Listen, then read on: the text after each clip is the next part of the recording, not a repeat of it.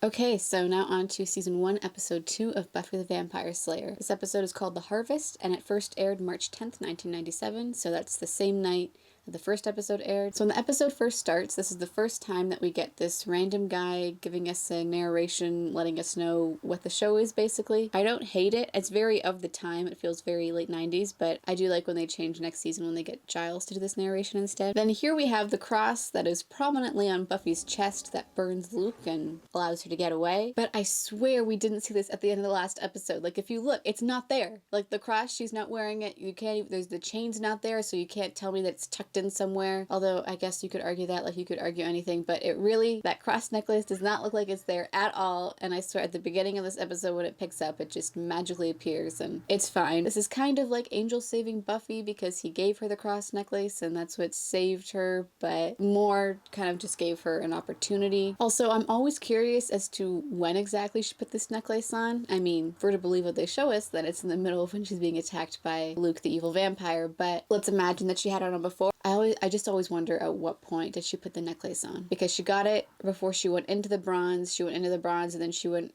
outside and started this whole fight thing. So did she put it on sometime in the alley before she went into the bronze? Did she put it on in the bronze? I don't know. And so it kind of shows that she at least trusted this random guy a little bit. I always feel like Buffy, by this point, would have already had a whole bunch of cross necklaces, being the Slayer. But, you know, whatever. The cross science thing always confuses me, because I feel like later on in the series we see vampires come very close to her or touch her, and the cross doesn't bother them at all. But then sometimes you see like people holding up crosses to them, and just that, not even touching them, hurts them. So Buffy saves Willow and then runs off to get Xander. Really resourceful of her to break off that stick from the tree to use as a stake. So Darla grabbed Jessie and took off. I always love this shot of the three of them. Although the part where she goes, Jessie, with like the music and all the dramatic whatever always makes me laugh a little bit. I mean, poor Jessie, but Jessie. So all the graveyard stuff that we see in the first season of the show was all shot in a real graveyard. For season 2, they built a fake graveyard in their parking lot. So I really love the vibe and the atmosphere that you get from these scenes in the first season in graveyards. So then we find out how vampires came to be. Then we've got Xander's green mushroom shirt, the first sighting of that. It's a truly horrible shirt. And Buffy is explaining here how people will just explain away the supernatural or things that they can't understand, I guess, to keep on living their life the way they have been and not always be in fear for their lives. Oh, I need to sit down. You are sitting down. Oh, good for me. I also love the dynamic here that we're seeing already between the core 4 and then the core 3. And also worth mentioning that this is the first of very many group exposition scenes that take place in the library. Also, can I just say that that is a huge cross necklace. Huge. So now we see that Jessie has been taken into the Master's lair. And then when Darla says this bit here, he's a good one. His blood is pure. she really sounds like a child here in this moment, especially compared to what we've seen of her before when she was so terrifying. Or even when we saw her as like playing the part of like a high school girl before, she didn't sound like this much of a child earlier, or childlike. She kind of morphed back into a child whenever she's around the Master, because she sees him as like a father figure to her. Maybe she wants to impress him and have him be proud of her, and that's why all of a sudden then she seems very much like a child, because she is like a child trying to impress her father. And then we have this part where Darla's like, oh no, I did bad, and we just see her like it's like a child being scorned by their father. You bring me scraps. I didn't mean... So here we find out that Luke and the Master know about the Slayer, so they've heard of her, or they know what a Slayer is, and they've dealt with them before. The Slayer hunts vampires. Buffy is a Slayer. Don't tell anyone. Well, I think that's all the vampire information you need. So Buffy seems to think that Jessie could still be alive. Why would she think that? I don't know. I guess they could just be feeding off of him. Also, we learned that vampires can drive. Or they could have just, boom, They can fly? they can drive. Also, how does Xander know about the electric tunnel? Well, there's an electrical tunnel that runs into the whole town. It just seems odd that Xander would have this kind of information at the ready. Maybe he used to sneak into the tunnels when he was a kid or something, and that's how he knows. And then we learn that Jessie is going to be used as bait. And here we have the first case of Willow being a computer hacker / computer whiz, which really just serves as like an easy solution throughout the show for problems that they come across. Willow just gets on that computer and hacks into some federal database or whatever and figures it out. So then we have where Buffy figures out where Luke came from and how they got away. I was facing the entrance. He came from behind me and he didn't follow me out. The access to the tunnels is in the mausoleum. The girl must have doubled back with Jesse after I got out. Which shows that Buffy's got some brains. Like, Buffy's smart. She's not dumb at all. She's very smart, and I love these moments of her figuring stuff out. And then when Buffy says, There's no we, okay? I'm the Slayer, and you're not. again, we're just seeing that the Slayer is alone. The Slayer always works alone, and that no one else can do what she does. It's only her, she thinks. And then when Xander says here, I need you to throw that back in my face. like, throw what back? The fact that he's not a Slayer? Like, he's not known about the fact that Buffy's a Slayer for very long. Like, how long has he really been thinking, oh, first chance she gets, she's gonna throw the fact that I'm not a Slayer in my face? As if this is something, you know what I mean? Like, there's only one Slayer. It's not like there's a whole bunch of people who are Slayers and Xander's not one and he's feeling left out. I mean, I guess he does feel left out, but, like, he's known that she would throw it back in his face for, like, 2 minutes. And yeah, Xander, you're not the Slayer. You would honestly be more of a hassle. I think what this moment really shows is that he always feels inadequate or emasculated, and this comes up a lot in the show. But also, like, this isn't about that, Xander. Like, stop making it about that. I mean, I understand why and how Xander feels like this, but it's a little annoying. And then on the other side, like, you don't see Giles doing this at all because he knows what's what. He knows that she's a Slayer, she's stronger than everybody, that's just how it is, and he's there to support her and whatever, and I'll stop talking about it now. And then Willow wants to help out too, and Giles suggests how... It may be that you can wrest some information from that dread machine. And then when he says... Do I have to tell you to be careful? So we see that he really cares about her already. But also he knows her already, like even this early on. Or at least he's starting to get to know her and how she operates and everything. He knows that she can handle herself. And he also knows already that she doesn't like him or wouldn't like him saying things like that. Which just shows how well they're getting to know each other already, or how well he's getting to know her already and how he's starting to care about her. And he also knows that she would play it off with some funny remark. Anyways, I just love how these two are already figuring each other out and becoming kind of close. But I also like that he still feels the need to say it because he cares about her. I just really love this relationship. So we see that Flutie is watching Buffy, and he seems to be a little bit different than the Flutie that we saw earlier. I guess after he looked into her transcript and everything, that's made him act differently towards her, and now he's decided to keep an eye on her or something. I find it kind of funny that a student can't just leave school grounds in high school, because this would never have happened in my high school, or at least when I was in high school. Literally no one would care, and there was definitely no one watching out for this. So apparently Buffy can jump really, really high. Although I don't know if we ever see her jump quite that high again, but for now she can. Then we've got this scene here with Xander and Willow where we just kind of learn a little bit more about their relationship. There's some great parts, and this scene was added later. There's a few scenes in this episode that were added after they'd finished filming the whole first season. This episode came in pretty short, and so they had to add some scenes, and this here is one of them. He's got the mushroom shirt on still. So we see more of the Willow and Xander friendship and relationship, and we see that, you know, she really gets him. Nobody knows. It's like we've got this big secret. We do. That's what a secret is, when you know something other guys don't. And then it's, you know, kind of like how Buffy used to have that secret all by herself, but now there are others who know about it. Buffy will be okay. Whatever's down there, I think she can handle it. Yes, she can. Also, we see Xander carrying his skateboard here. I mean, he's never gonna get up on it ever again, but he's got it with him. I think I really like Buffy's sunglasses here. And then we have the return of Angel, and he seems very suave here. He's got that outfit. He seems very sure of himself. It was a little bit different than how we see him later, but for now, he's very mysterious and cool, and I guess he's kind of putting on a show for Buffy. He's trying to make it seem like he's cool and suave and whatever and all of that. He's trying to make a good impression on her, maybe because he likes her a little bit, or maybe he's just trying to get her to take him seriously. We also find out that his name is Angel here. Well, if this harvest thing is such a suckfest, why don't you stop it? 'Cause I'm afraid. And he says it kind of jokingly, but maybe he is a little bit afraid. Minor spoiler alert, probably doesn't want the Master and Darla or any of them to know that he's in town. They really don't like me. But also maybe he's trying to get Buffy to accept her destiny and kind of prepare her for what she's going to have to do as a Slayer. He does try to warn her not to go. Do you know what it's like to have a friend? I wasn't supposed to be a stumper. It kind of shows that Angel is a real loner. And I feel like after this moment, we see him drop this act a little bit. This cool guy thing, like a little bit. When you hit the tunnels, head east towards the school. That's where you're likely to find them. So maybe that means that the epicenter of this whole thing is right underneath the school. And then he wishes her luck, but she can't hear him. So we kind of see that there's something more going on here. It kind of looks like he's starting to care for her a bit already. Also, Buffy seems very chill about a rat going right across her feet. I cannot say that I would react the same. I mean, that rat just goes, just crawls right over her feet, and she doesn't care. She does not care at all. And then Xander shows up. So I always wonder, did Angel see Xander come in? Or did Angel leave right away? How could he have left right away? I don't know. I always wonder if he saw Xander go in there after Buffy. And then here we learn some things that can hurt or kill vampires. Fire, beheading, sunlight, holy water, crosses, garlic, wooden stakes.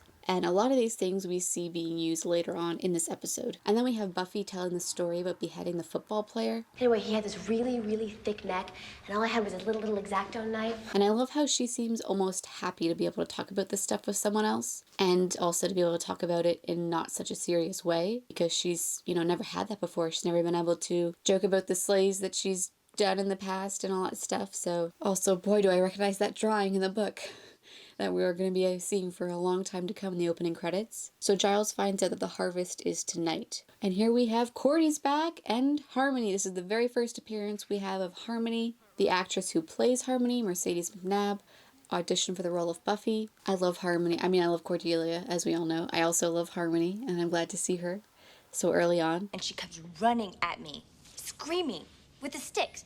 I'm gonna kill you! I'm gonna kill you! So Cordelia is definitely exaggerating the story with Buffy, like she's adding things to it. And I love how defensive Willow is of Buffy here. It's so sweet. She's not a psycho. You don't even know her. She really cares about her. Buffy was nice to her and saved her life, so... And I love Willow's little revenge that she has here. Okay, so how do we save it? Deliver. It's like because everything that she's been through a real trial or ordeal or whatever. It has made her stronger and more confident. And I love that. And then we're back in the tunnels. No more rats. So are the rats scared of the vampires or are the vampires eating the rats? Either or, I guess. And I love this little moment here where Xander says, We gotta get out of here. That's cool. Buffy's a superhero.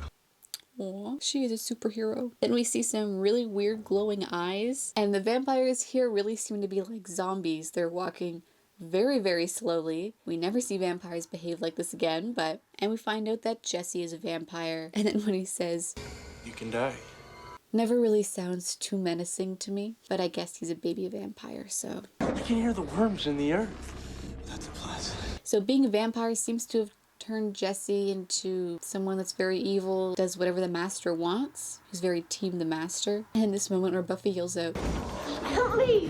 Like she was super, super strong before, but now she needs that little tiny bit of extra strength that Xander's gonna give her to get that door closed. Like, where's the girl that just broke open that door to get to the locker room and broke those chains? Get that it's supposed to be a heavy door. The whole thing's kind of dampened by the fact that it does absolutely not look like a heavy door at all. And then it's Xander who sees the grate on the ceiling, so it is kind of a good thing he came along. Also, let's not forget, he helped her push that door closed, so I know that it's a TV show and everything, but that is the thinnest door I've ever seen in my entire life. I know that it's like that so that they can do that effect where they bend down the door, so it has to be something that's thin and pliable, but oh my god, does it look ridiculous. But also I find it really funny how they can bend down a steel door but they can't push it open. And oh my god, this part always kills me. When the vampires push the top of the door down, they bend it down, and then that one vampire just reaches down to open the door. And these vampires are very close behind them. I feel like they should be hustling a little bit, they're not. I'm like, Buffy, Xander, go faster! They're not going fast enough. The vampires are right there, guys. But I guess they do move like zombies, so maybe they're right not to be scared. And hey, at least Buffy got to keep her boot. I was sure that her boot was gonna get yanked off, but at least she gets to keep that nice boot. So here we see sunlight hurting a vampire, so this is something that comes back at the end of the episode, but right now they're just kind of showing us for sure vampires cannot go out in the sunlight at all. It will burn them, and if they stay out long enough it will kill them. Oh god, and I hate this part so much. Oh my god, the part you've got something in your eye and then he pokes the eye out. Oh my god, I hate it so much. I guess it, it's trying to show how scary and serious and mean he is, but I hate it, I hate it, I hate it. This is another one of those scenes, though, that was added in later on, after they finished filming the whole first season, just to show, a little bit more about the Master and how he's terrifying, but kind of fun. I don't know, this scene just... So then Willow goes to see Giles, and I love this dynamic, too. I always like to remember that they actually knew each other before all of this happened. She mentioned how she loved the new librarian and stuff, so two of them already had some kind of relationship or dynamic going on before all of this, and it's nice to see that grow. It's quite the background music, or quite the score here.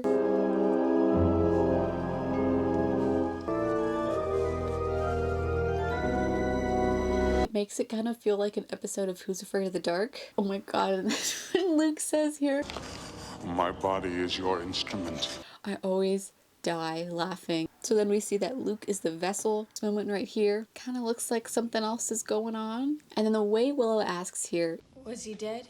for being one of Willow's very, very best friends, she really doesn't seem too invested in Jesse's being alive or dead.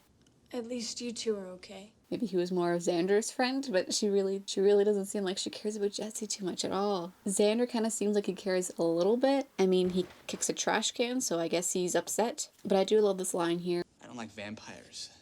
I'm gonna take a stand and say they're not good. So here I can buy that Xander is really upset, and he's using humor a little bit because he can't fully express how upset he is, so he does that instead. It's just kind of the strained humor. Whereas Willow, I don't get the feeling that she cares about Jesse being dead too much, but I guess, you know, they have gone through a lot these past couple days, so maybe that's part of it. Or maybe they really weren't that close, I don't know. So, Giles, got anything that could make this day any worse? How about the end of the world? Knew I could count on you. And it kind of looks like a throwing star or something to me. Like like a sharp weapon that you would throw. So Xander contributes here by saying where the vessel is probably going to go. And they seem to accept that pretty quickly or be like, oh yeah, you're right. Anyway, that's where Jesse's gonna be, trust me. Like, oh, well, it's a Friday night, so of course Jesse's going to be at the Bronze, which means what? I guess just Jesse's going to be there, but I guess he's going to bring all of his new vampire friends with him. Or like, even as a vampire, Jesse's still going to go to the Bronze, I guess. And then we've got this iconic walk out of the library that we will also be seeing in the opening credits for a very long time. And Buffy stops at home for some supplies. I feel like Giles would have a lot of supplies in the library already, but not yet, I guess. But hey, at least we get to see Joyce. So she's worried that Buffy's on her old path. But I have to go.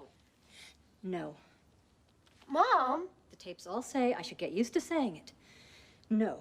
I love Joyce so much. So this kind of just shows that Joyce is trying to be a better parent because she thinks that she failed Buffy before, and that part of the reason why Buffy got into so much trouble at her old school and got kicked out was because of Joyce and her parenting, even her lack of parenting.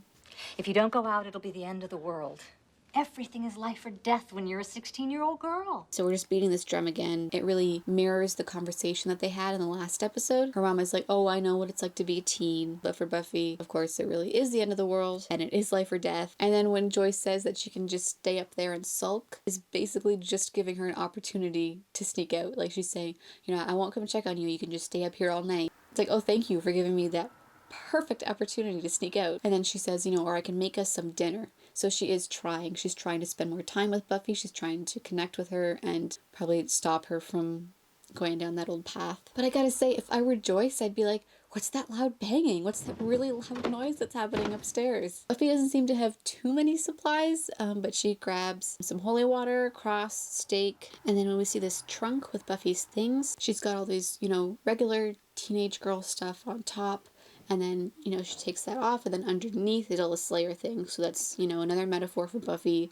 On the outside, she seems like really quirky, sweet, stylish teenage girl. But then underneath, she's got all this other stuff going on, all of this responsibility, all this Slayer stuff. Is also a metaphor for how people feel when they're teenagers. They feel like there's so much more going on underneath the surface that people have no idea about. And then she goes to the door really quickly to see if she can hear Joyce, I guess, to see if Joyce is coming to investigate all those loud noises, but she's not apparently, so Buffy just sneaks right out the window. It's like when I go shopping. I have to have the most expensive thing. Not because it's expensive, but because it costs more. Does this speech make Cordelia seem a little bit dumb or seem oddly profound? I'm gonna go with oddly profound. I mean, when you think about it, I think she's right. And I think, yeah, she's thought about it a lot and she's trying. This is another one of those scenes that was added in later on, just to show a little bit more about Cordelia and who she is. And Cordelia is really out here enjoying herself dancing. And Jesse, meanwhile, seems to look like he's stalking his prey, real vampire-like. Cordelia seems to be kind of taken with it and with him, and she does go and dance with him. So then we have Darla and the vamp crew rolling up to the club. The music and the slow motion. The doorman is asking for ID. So the bouncer is the first victim. Hey, what's wrong with your faces? I always find it weird how he's like, oh, what's wrong with your face? Like, as if this is the first time that he's seeing vampire faces. And I'm like, what about all of those vampires that walked up to you or were trying to get into the Bronze earlier? You listen to me. Jesse is dead. You have to remember that when you see him, you're not looking at your friend. You're looking at the thing that killed him. So here they're saying that vampires aren't the people that they were before they were turned into a vampire. Now it's just a demon wearing that person's face. I don't know that this is completely true. I can understand why a watcher would have this viewpoint or why he would be taught that. I understand, but it doesn't seem to be completely true, aside from, the vampires that we see later on who seem to be exceptions. But even of the regular vampires, it never really seems like it's just a demon wearing a skin suit. I don't know. Like, there is still some of that person in there, right? I mean, they have all their memories, but it could be explained that Giles has this kind of like simplistic view of it, or a very black and white view of it, because of what he does and how the Watchers Council taught him. I also love that there's a vampire whose job it is just to work that spotlight. You didn't think I'd miss this, did you? Which sticks out to me because it's the line that plays in the season 1 DVD menu when you go to this episode. So then Buffy jumps down, and I love how she stabs him with the pool cue, like without looking. I think this whole thing would have been a lot cooler if the pool cue had have just like drop to the ground, and then we hear the sound effect of the dusting. Like, the dusting happens off camera, and as opposed to the guy just like, oh, falling back, and then it goes out of frame that way. I think it would have been cool if it had dropped to the ground. So Buffy is faring a lot better in this fight against Luke compared to the fight that she had against him earlier. Is it because she's more confident now and has accepted her role as a Slayer more than she did before, and she isn't running from it anymore? And also maybe a part of it is because she has people with her now, like she has people on her side, she has friends, she has people who are in this fight with her, which makes her more motivated a little bit too. And the rest of the gang are just letting people escape out of the club. And I love this symbol beheading that Buffy does. I love, the camera on it and how it's filmed and everything. And I feel like it's kind of called back to earlier when Buffy was telling Xander the story of how she beheaded that guy with an X-Acto knife. And this also, kind of shows that Buffy is very resourceful. Like, she uses what she has on hand. She used the symbol, the pool cue, the stick, X-Acto knife. Heads up. And I like how Buffy laughs at this part here, because you just know it's going to be a funny story that she's going to tell later, like the football player story. But she laughs and gets distracted by, this for a second. And it seems a little bit irresponsible because it does allow Luke to get the drop on her. Get off of it!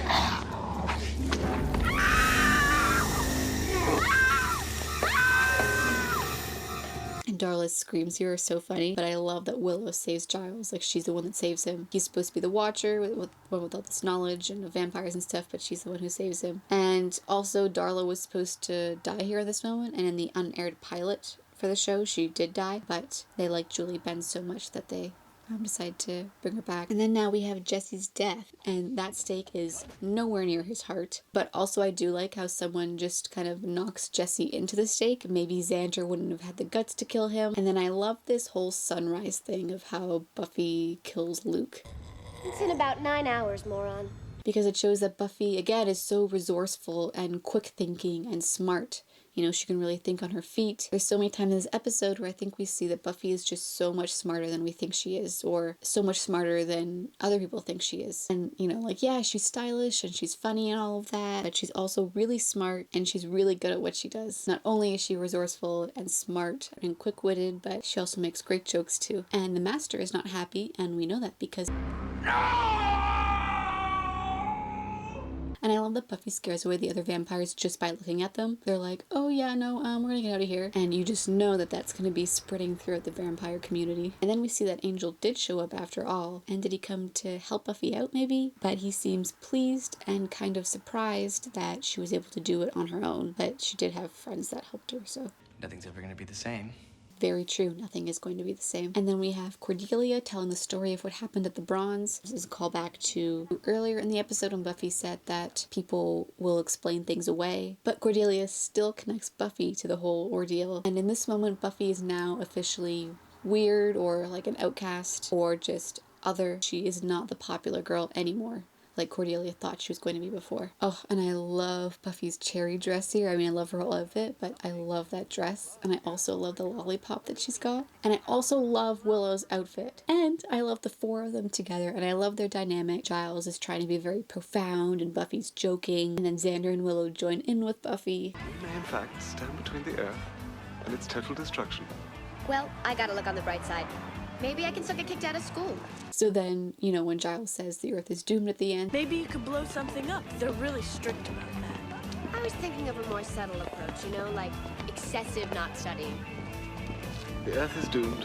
Then he kind of end up joking too. And I just love this whole thing and this scene. And, you know, it's a great way to end the episode. We see these characters together and their relationship is kind of solidifying, and the dynamics between them shows great promise for the rest of the series and what we're going to see in this season. So this group has really come together and the roles are kind of defined already. They're becoming great friends and a real team. You know, kind of like the first time that we see them really becoming the Scooby Gang that we're going to come to know and love. So again, we see how different Buffy already is from all the other Slayers that came before her. She has a team. She has friends. She has people that she cares about and people who care about her. More importantly, know the truth about her and what she does. And not only do they know about it, they help her and they want to help her. So basically, she's not in this alone anymore. You know, the Slayer is always alone, but not anymore, not with Buffy. And it's nice that she likes that. She likes that she's not alone anymore and that she has friends because she wasn't able to before. And she, at this point, has also seemed to kind of accept what she is and that she's the Slayer. But she's also accepted that she can have others with her on this journey and that she doesn't have to be alone. So that is the end of Season 1, Episode 2 of Buffy the Vampire Slayer. Next week, I'll do Season 1, Episode 3, which follows, like, subscribe, comment, I don't know, all that stuff that